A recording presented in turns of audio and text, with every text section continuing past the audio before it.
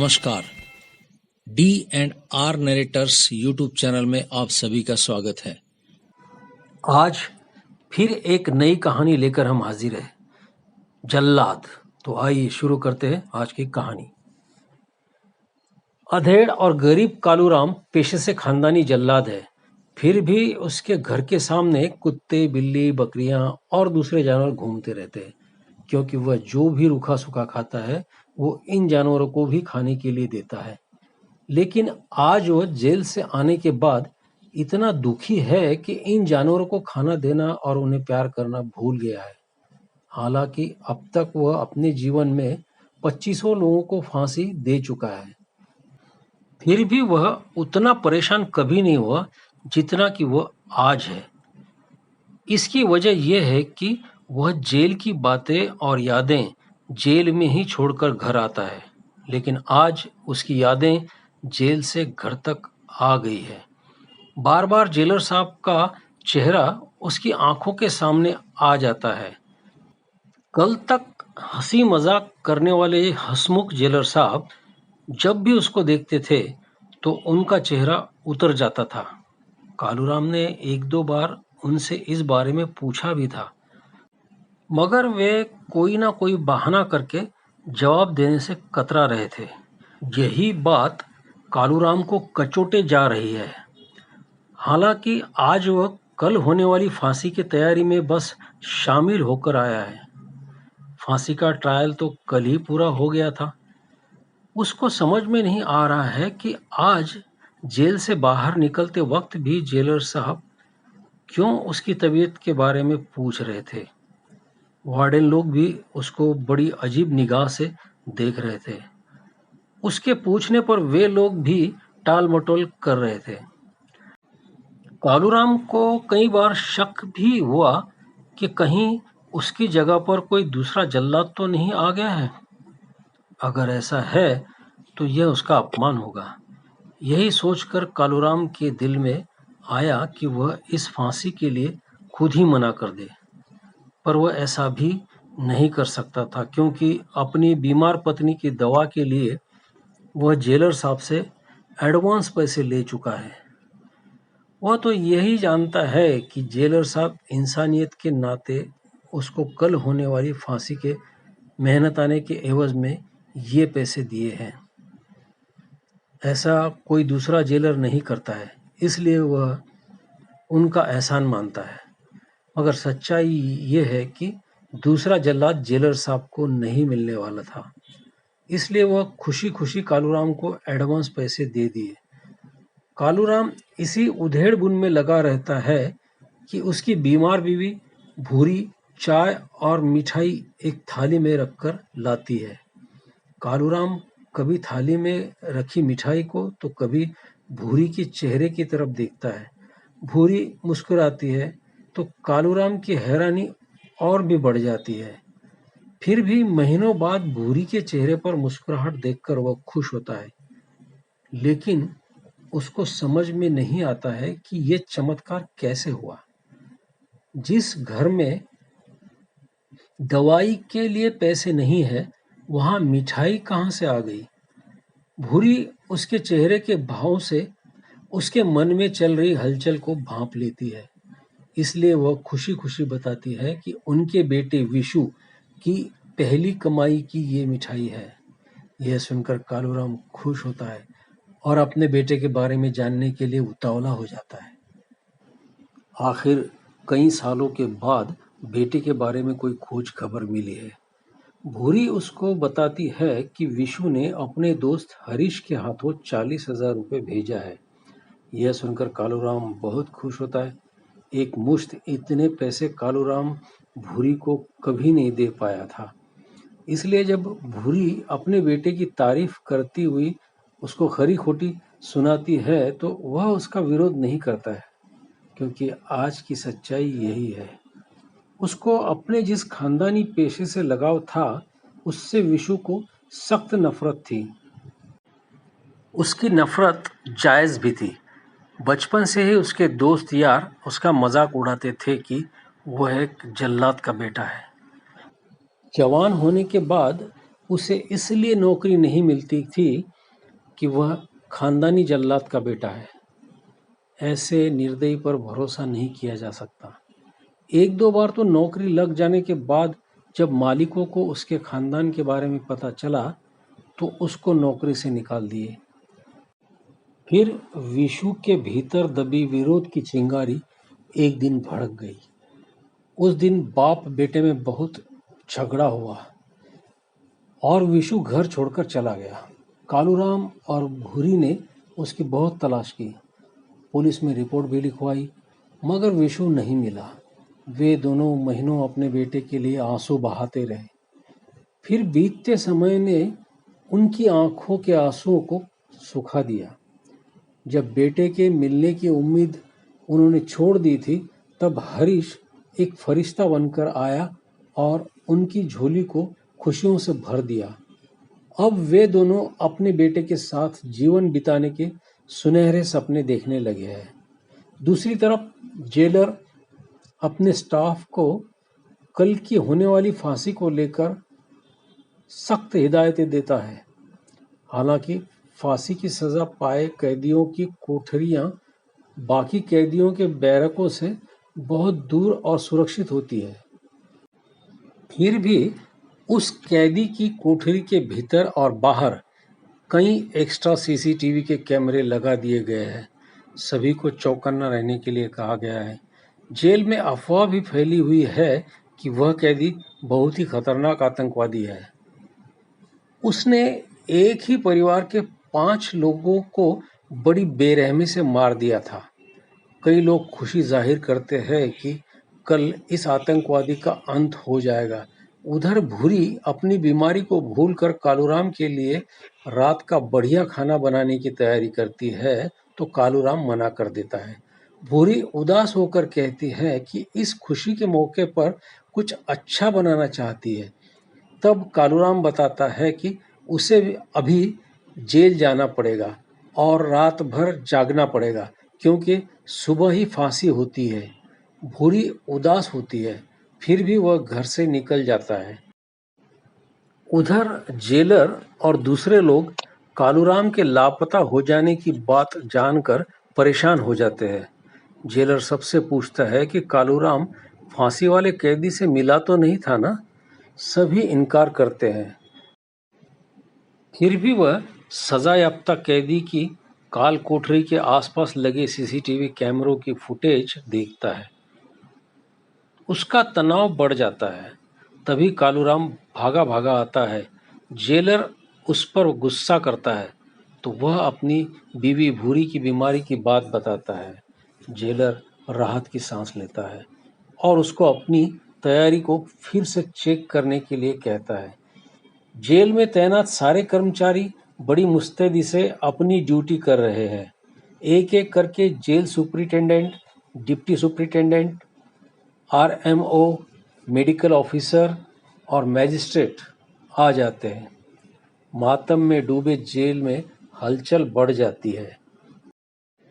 सभी लोग भागदौड़ करके कैदी को तैयार करते हैं।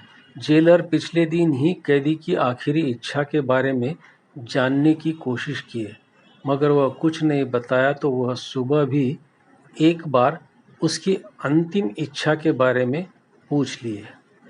उधर कालूराम बड़ी बेसब्री से कैदी का इंतजार कर रहा है। तभी एक सिपाही भागा भागा आता है और कहता है कि जेलर साहब उसको बुलाए हैं। यह सुनकर कालूराम हैरान होता है और बुलाने की वजह पूछता है, क्योंकि उसको यकीन नहीं होता है कि इस समय उसको कहीं और बुलाया जा सकता है।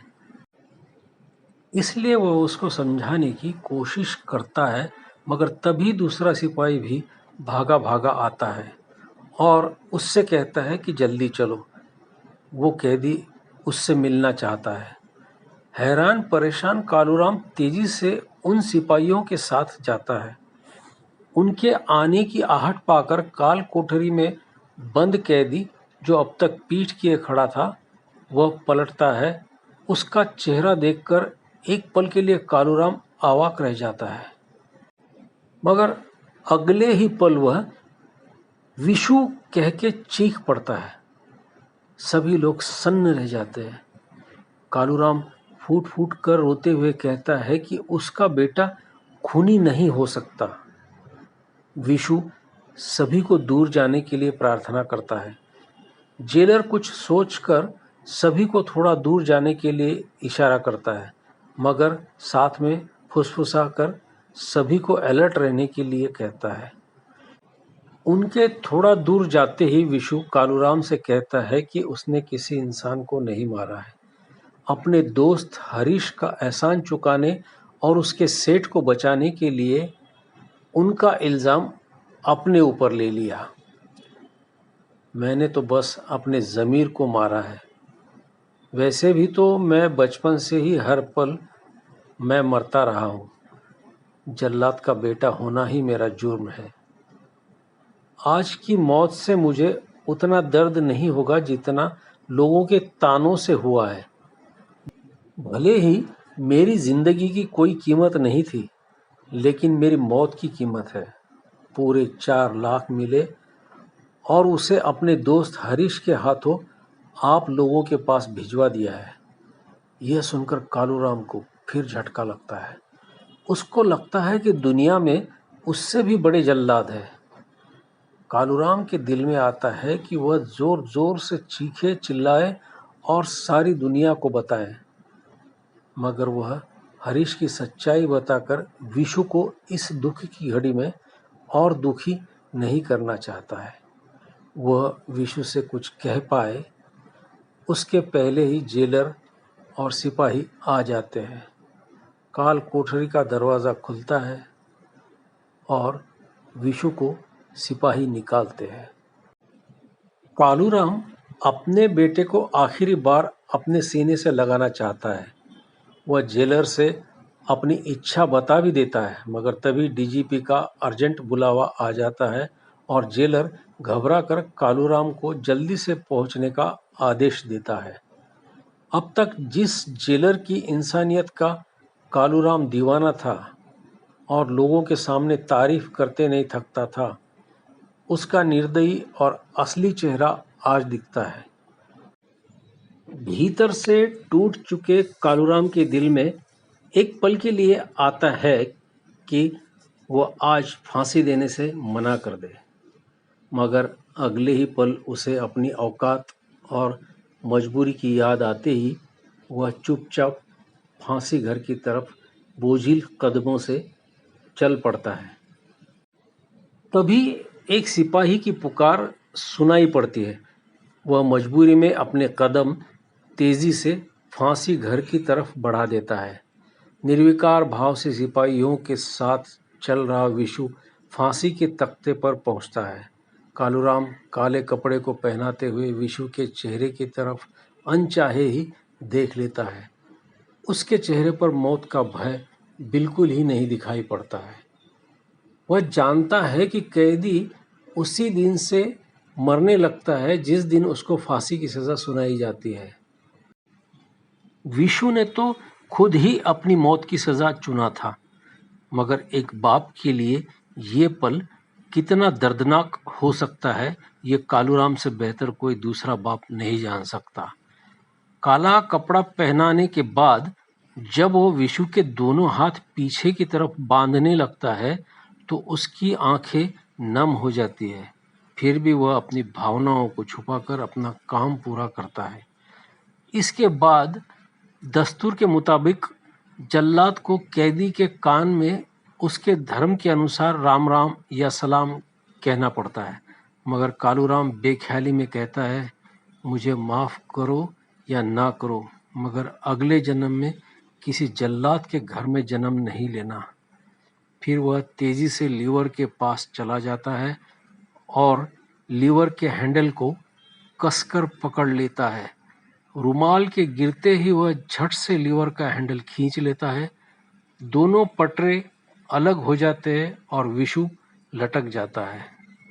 उधर बीमारी के बावजूद भी भूरी चूल्हे पर रखी खीर को चलाए जा रही है। वह चाहती है कि बेटे की पहली कमाई से कालूराम के लिए बढ़िया खाना बनाकर खिलाए।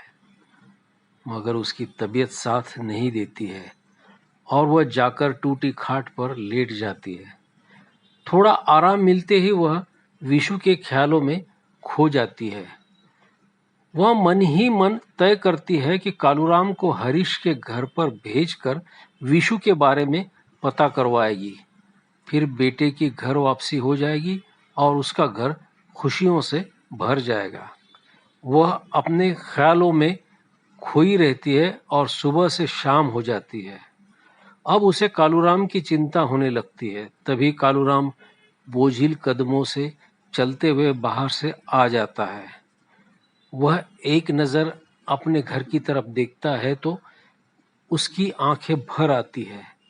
वह खुद को दुनिया का सबसे बदनसीब बाप समझने लगता है।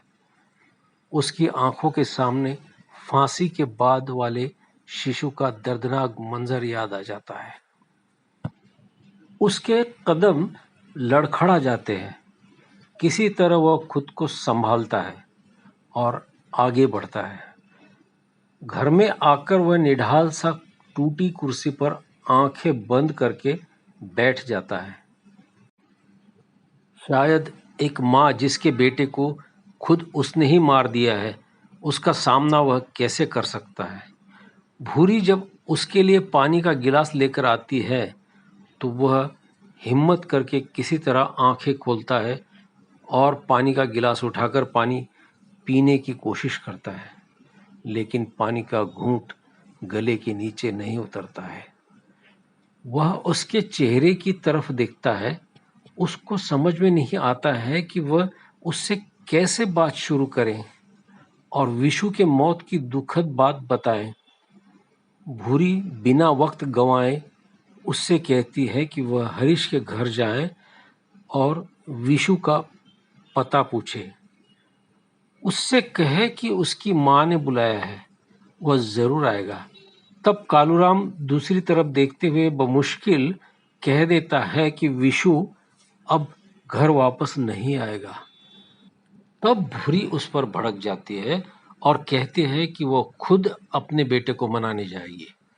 इस दरमियान तनाव की वजह से उस पर खांसी का दौरा पड़ता है और वह खांसती हुई खाट पर बैठ जाती है। कालूराम लाचार सा उसकी तरफ देखता है और उठकर उसके पास जाता है। उसका चेहरा अपने हाथों में लेकर कहता है कि विशु अब उससे बहुत दूर जा चुका है। तब भूरी का सब्र जवाब दे देता है और वह उसका हाथ अपने सिर पर रखकर सच बताने के लिए कहती है। उसका गुस्सा देखकर कालूराम के मुंह से सच निकल जाता है। वह रोते हुए कह देता है कि वह अपने बेटे को फांसी देकर आ रहा है। यह सुनकर भूरी को बहुत बड़ा सदमा लगता है और वह पत्थर की मूर्ति बन जाती है। तो दोस्तों, आपको ये कहानी कैसी लगी कमेंट बॉक्स में ज़रूर लिखें और जिन लोगों ने अब तक सब्सक्राइब नहीं किया है वो प्लीज़ सब्सक्राइब करें और बेल आइकन को भी दबा दें ताकि आने वाली नई कहानी के बारे में आपको पहले ही पता चल जाए। खूब लाइक करें, शेयर करें, कमेंट करें। धन्यवाद। जय हिंद।